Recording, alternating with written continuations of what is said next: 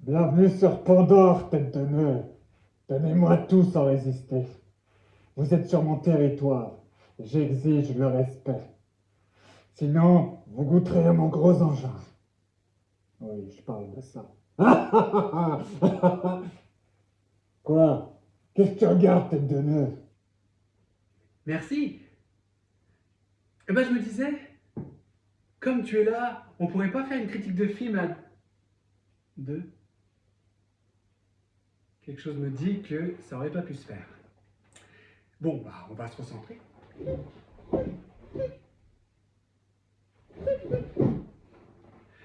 Messieurs, dames, bienvenue à Borderland!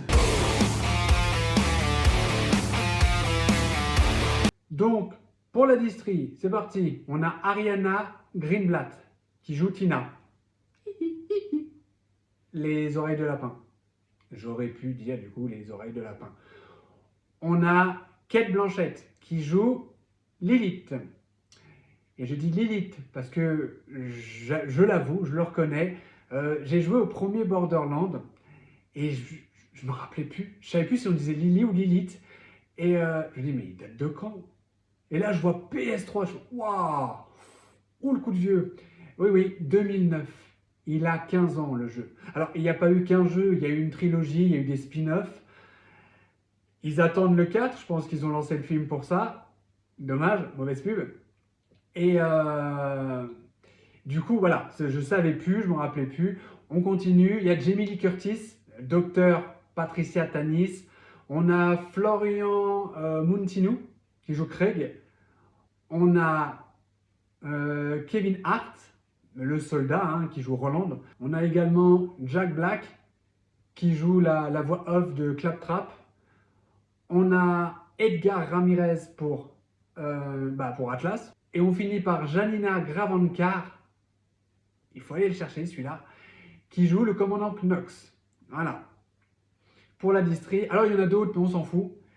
Et j'ai presque envie de dire, si vraiment on devait mettre que la distribution des gens importants dans le film, j'aurais pu même virer la moitié de ce que je viens de nommer. Voilà. Ensuite, le résumé, eh ben, il est très simple. Lilith, qui est une tueuse à gages, est engagée par Atlas pour retrouver sa fille. Pas la fille de Lilith, la fille d'Atlas, Tina. Donc voilà. Pour pas dire à chaque fois oreille de lapin, je vais mettre sa photo. Comment je peux faire? Kevin, tu peux mettre sa photo maintenant? Ah, cool. Quoi, je vais être obligé de te préciser pour que tu l'enlèves? Enlève-la. Voilà. Maintenant, vous le savez. De ce qu'on en voit, là, c'est la base de la base du résumé. Après, ce qu'on voit, c'est sur la bande-annonce, on voit Claptrap qui blague, souvent. Donc, Claptrap, c'est 4PTP, son matricule. On a Tina, c'est bon, maintenant vous l'avez, qui blague. Elle est accompagnée de Craig, qui est très discret dans le film, tout du moins dans la bande-annonce. On a quoi d'autre? Jamie Lee Curtis, le docteur que tu sais pas ce qu'elle fout là. Littéralement, dans la bande-annonce, tu ne sais pas ce qu'elle fout là. On ne sait pas ce qu'ils amènent. Est-ce que ça va apporter quelque chose de plus dans la partie spoil? Je le dirais. Et assez, bah si, on a un monstre qui explose, une abomination, donc on imagine quand même que c'est le boss de fin. Voilà. Le résumé, il est fait. Maintenant, mon ressenti. Alors, est-ce que je vais cracher sur ce film comme tout le monde l'a fait? Eh ben, non. Non. C'est pas pour vous embêter. C'est pas pour me dire je me détache des autres pour faire plus de vues. Non. Je suis pas comme ça.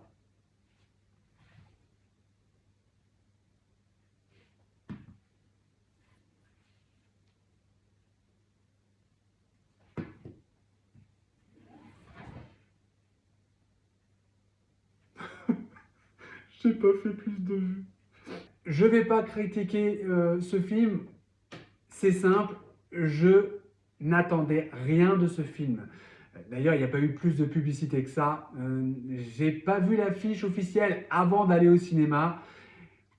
Et je ne suis pas un fan comme je l'ai dit juste avant, j'y ai joué. J'ai joué au premier, notamment le côté fun, le côté explosion, un arsenal de malades. Je ne sais pas si c'est pas le premier jeu qui avait autant d'armes. Si c'est pas le premier, c'est l'un des tout premiers. C'est fun, mais une fois joué au premier, ça m'a pas lancé un engouement pour la suite. Donc, j'en attendais pas grand-chose. Moi, pour moi, la réussite, c'est qu'ils me divertissent et que je m'endorme pas dans la salle du cinoche. Et ben, il m'a diverti et je ne me suis pas endormi. Il a rempli sa tâche. Donc, voilà, comme quoi je ne vais pas cracher dessus.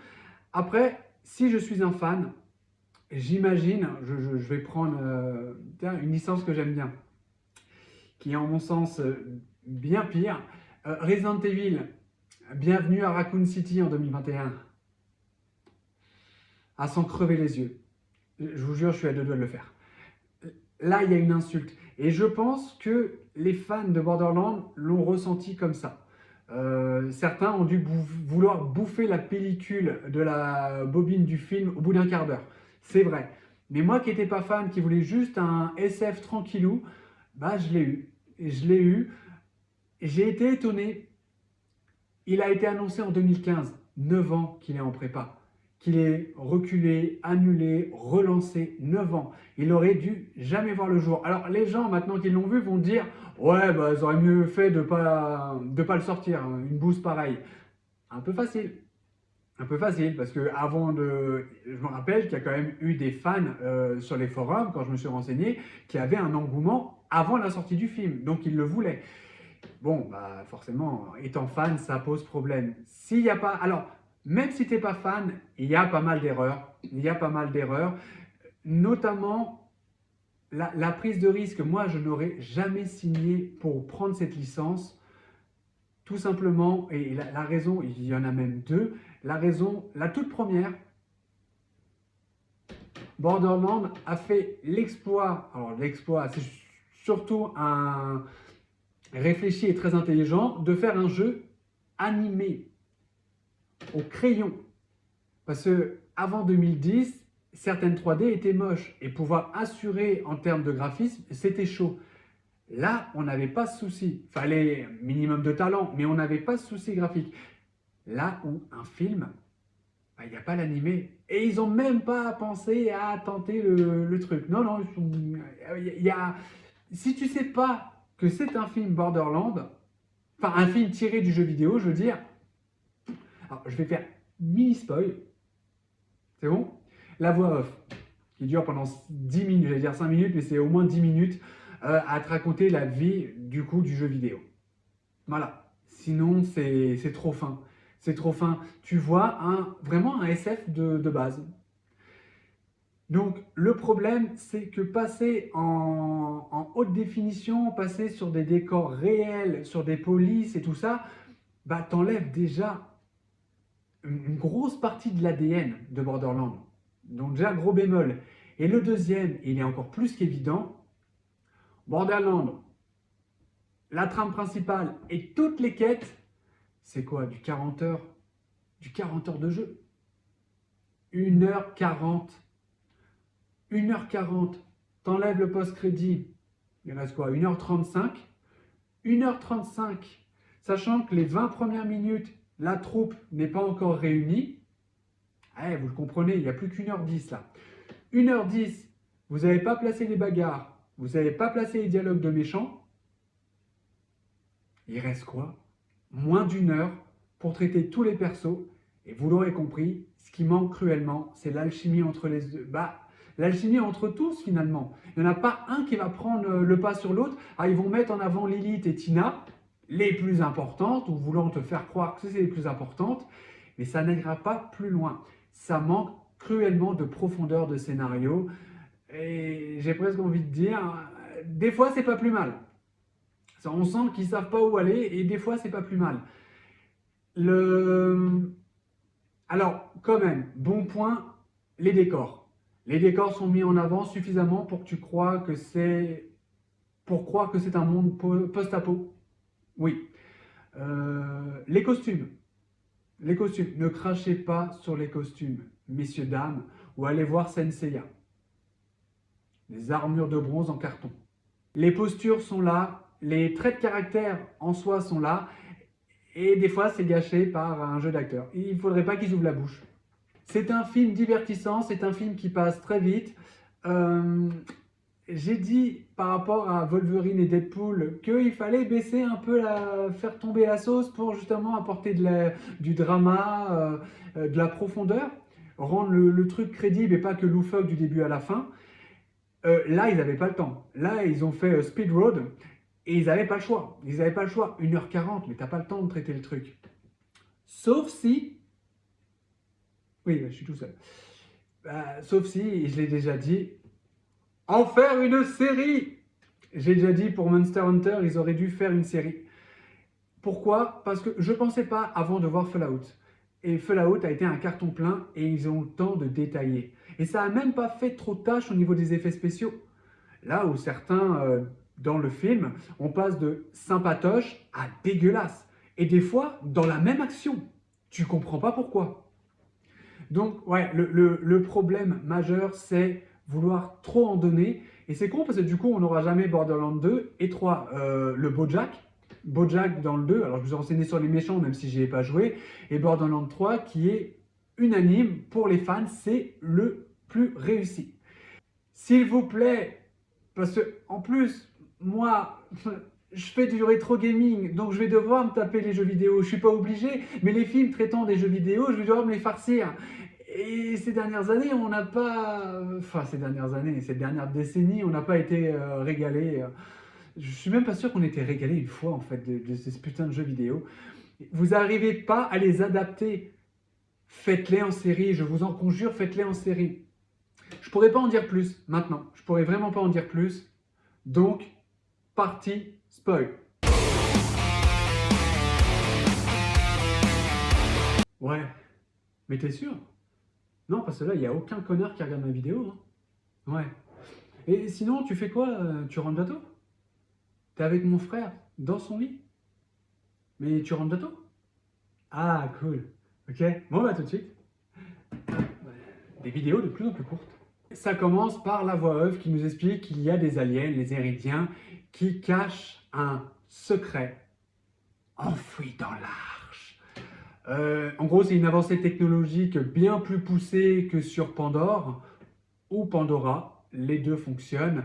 D'ailleurs, pour la petite aparté, Pandora est la première femme créée par les dieux grecs. Il y a aussi la mythologie de la boîte de Pandore, mais là, après, on s'écarte du sujet. Donc, après la voix off, Atlas engage le soldat, donc Roland, pour aller chercher sa fille, Tina, qui fait copain-copain avec Craig. Craig qui, disons-le, sera des plus discrets dans le film, pas que dans la bande-annonce. Enfin voilà. D'un autre côté, il y a Lilith qui arrive sous la flotte dans un bar et qui va tomber sur des gros lourdins qui, bon, bah voilà, vont lui faire du chantage et elle va les liquider. Et j'aime bien Lilith, surtout Cate Blanchett, parce que pour moi, c'est celle qui joue le mieux dans le film. Cate Blanchett, on la connaît pour des films où elle est plutôt victime ou alors où elle va s'engager dans des thrillers en quête de vérité. De la voir en mercenaire, parce qu'elle est mercenaire, là, c'est fun. C'est fun. Donc elle va liquider tout le monde sauf une personne. Cette personne, c'est bien pratique. Elle va appuyer sur une technologie, un hologramme de la tête. Donc on voit le patron, Atlas, qui va l'engager. Bon, bah, il va lui proposer une belle somme d'argent pour récupérer sa fille. Elle va accepter, mais ça l'oblige à retourner sur Pandore, sa ville natale qu'elle déteste. Elle rencontre Claptrap, qui a pour mission de la servir jusqu'à sa mort. Et c'est d'autant plus pratique car lui peut se connecter à l'Econet, qui est le réseau sur Pandore, pour retrouver Tina. Ils vont retrouver Tina 5 minutes plus tard, avec des décors, bah, ma foi, pas dégueulasses. Vraiment pas mal. Suffisamment, encore, je le dis, pour t'imprégner et que ça rende ça crédible. Un minimum. On voit les croquis qui ont été travaillés, il y a une belle mise en scène, avec les blagues, des blagues. Il y en a trop. S'ensuit, parce que Atlas engage la Lance Écarlate, à son bord en commandant il y a Knox, et il y a un combat, et puis il y avoir une poursuite, et puis ils arrivent à s'enfuir, Et pour s'enfuir, il passe à travers une terre, je crois que c'est le pissoir. C'est le meilleur jeu de mots pour pisse. Et ce que je disais en bande-annonce, ça pouvait être marrant. Et en fait, la blague de la bande-annonce, c'est la blague de la scène. Avant, c'est lourdingue, après, c'est lourdingue. Et c'est dommage. La bête de fin, absolument pas, absolument pas. C'est un gros monstre. Ils sont poursuivis toujours par le commandant Knox à l'arrière. Ils savent pas quoi foutre. Il y a une grosse bébête devant. Et qu'est-ce qu'on fait? Pour le scénar, on fonce sur la bébête, elle explose. Bon, ils envoient des missiles quand même dedans et ils rendent ça cohérent. Et ils s'enfuient. Voilà, ils s'enfuient direction Sanctuary pour y rencontrer une scientifique qui leur permettra de récupérer les 3 pierres, les fameuses 3 pierres, genre la Triforce, pour ouvrir l'arche. Voilà. Là-bas, dans un bordel, ils trouveront une meuf au gros mince. Ok, j'ai oublié qu'il y avait des enfants. Dans le monde des Pokémon, il y a Lillipoutou qui rencontre Monsieur Mime pour des jeux de main, mais pas ceux que vous pensez. Ah, ça va, c'est Pokémon, ça va, là je suis clean, non? Ils vont rencontrer Mad Moxie qui est une des meilleures amies de la mère de Lilith du temps de son vivant. Hein. Et ils trouvent Larry aussi. Alors Larry, c'est l'ami de Roland, mais qui va trahir Roland. Donc, étant trahi, la Lance Écarlate est prêt à retomber sur eux. Il s'enfuit pour la deuxième fois à travers un ascenseur avec un mot de passe Echo. Echo. Echo. Non, parce il le dit plusieurs fois. En fait, c'est une blague. C'est une blague. Et la blague descend à mesure qu'ils le disent, au point que Tina va également le dire, mais en mode hibou. Et là, ça s'ouvre.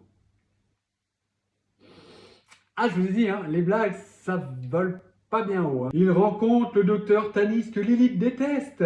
Bim, dialogue. Notamment que jeune Lilith a été arrachée à sa mère, puis embarquée de force dans un vaisseau minier pour soi-disant s'endurcir et survivre. Ouais. Non, je triche pas. Du tout. Ah putain, il y a encore tout ça. Là, je vais résumer très vite, bien sûr, j'aurais pu l'apprendre, c'est pas le problème. C'est pour dire que ce dialogue-là dure 5 minutes, alors qu'on sait que ça pourrait représenter 3 scènes, donc 3 décors différents, donc beaucoup plus de temps dans un film qui n'a pas le temps. Toujours le même problème, la saloperie d'une heure, je vous dis, hein, vous enlevez le post-crédit, il y a à peine 1h35. Un peu plus d'une heure et demie, vous faites que dalle. Est-ce qu'il va y avoir de l'action derrière? Mais oui, mais avant, il s'enfuit. Encore. Et ils sont à la recherche des 2 pierres manquantes parce que la rencontre au moins est intéressante pour avoir une pierre. Il faut bien commencer. Et grâce à un journal d'excavation, ils vont atterrir sur Caustic Cavern, une sorte d'égout, pour y trouver la fameuse 2e pierre. Et là-bas, sur place, ils sont dans les égouts, et là j'en parle parce que c'est quand même assez marrant. T'as une fleur qui pousse dans les égouts, et il y a je sais plus qui tape un monologue en disant que la nature reprend toujours ses droits. Et là t'as le robot qui tombe et qui piétine la fleur, mais à plusieurs reprises. Et tu t'y attends absolument pas, parce que le robot, ne pouvant pas passer sur la passerelle, doit trouver un autre chemin. Et là il atterrit quand personne s'y attend. Vraiment, là c'est marrant. Là pour une fois, la blague fonctionne, elle est drôle. Ça s'affronte contre des mercenaires, et c'est peut-être la force de Borderlands, c'est les combats. C'est fun, alors c'est pas assez trash, c'est trop soft, mais c'est fun, ça zigouille quand même pas mal, il y a du combat, il y a plein d'adrénaline. Là-bas, ils vont trouver la 2e pierre, et ils s'enfuient. Bordel! Ils fuient tout le temps. Ah là là, c'est fatigant. C'est fatigant. Du coup, ils trouvent la 2e pierre et ils arrivent à s'enfuir à travers un ascenseur qui, pouf, part dans le ciel. Bim, téléportation. Et là aussi, il y a un moment marrant. Tout le monde va bien, tout le monde va bien. Oui, oui, oui. Et là, tu as Lilith qui se met à vomir. Elle est malade comme un chien et on lui dit qu'elle n'a pas l'habitude de le faire. Elle n'a jamais été téléportée de sa vie et du coup, bah, subir une téléportation pour une simple humaine, c'est pas marrant. Et il s'avérera au final, parce qu'on apprend par la suite que Tina, en fait, a été créée. Ce n'est pas la fille génétique d'Atlas, elle a été créée, c'est un clone. Et ce n'est pas elle qui a le pouvoir. On croit que la troisième pierre, parce que oui, ils ont les deux pierres, la troisième, en fait, ils font croire que c'est Tina. Ce n'est pas le cas. On apprendra que c'est Lilith. D'où le fait qu'elle vomit, du coup, c'est elle qui a téléporté tout le monde et bah, elle a subi peut-être une charge.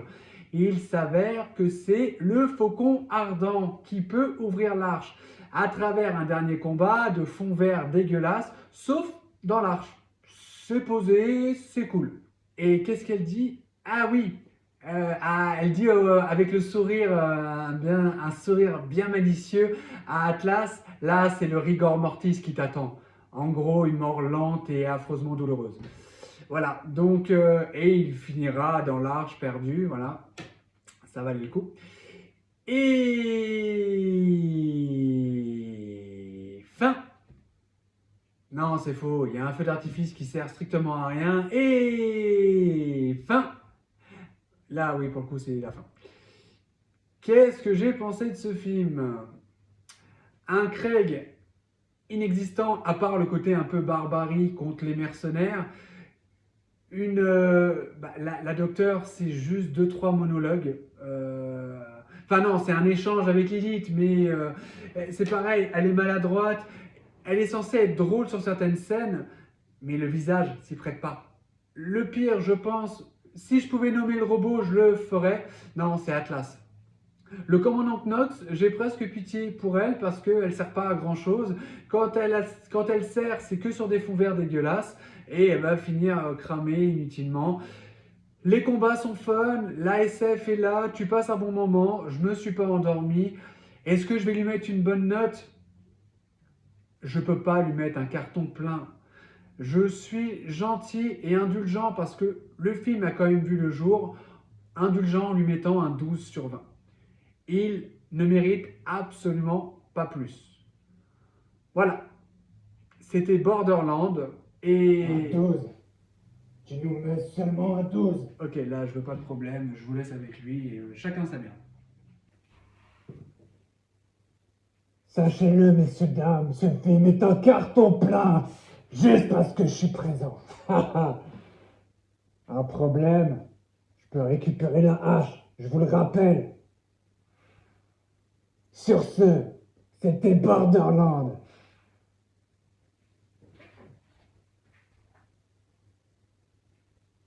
Et à très vite sur 91%.